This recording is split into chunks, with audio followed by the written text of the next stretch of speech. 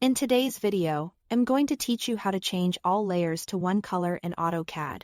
If you've inherited a busy drawing or you need consistent graphics for plotting or coordination, changing every layer to a single color can make things clear and predictable in seconds.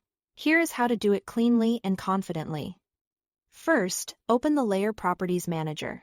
The quickest way is to type LA or layer in the command line and press Enter. This brings up the central place where you manage all your layers, including names, visibility, line weights, and, most importantly for today, colors. Give the panel a second to load if your file has a lot of layers. That's normal. Now select all the layers you want to change. Click once inside the layer list to make sure it's active. Then press Ctrl+A to select everything. If you prefer, you can also click the first layer. Hold Shift and click the last one to highlight the whole range. You should see the entire list highlighted, which means any property you change will apply to all of them at once. With everything selected, click the color swatch of any one of the highlighted layers. That opens the Select Color dialog. Even though you click just one swatch, AutoCAD knows you are working with a multi-selection. So whatever you choose here will be applied across the board. This is the key step that saves you from changing colors one layer at a time. Next, pick the new color.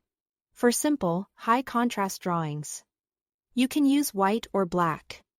Remember that AutoCAD treats white and black contextually depending on your background. If you need a specific plotting behavior, choose an index color by number. These are the classic 255 indexed colors that many CTB plot styles rely on.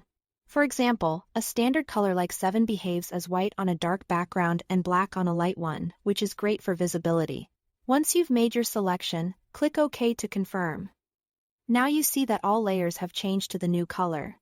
Every object that's set to by layer will immediately reflect this change, which is exactly what you want for consistent control. If some objects don't update, they likely have an object-specific color assigned. That's expected and keeps your layer change safe and predictable. Also keep in mind that if your office uses color-dependent plot styles, this change can affect line weights and screening on output.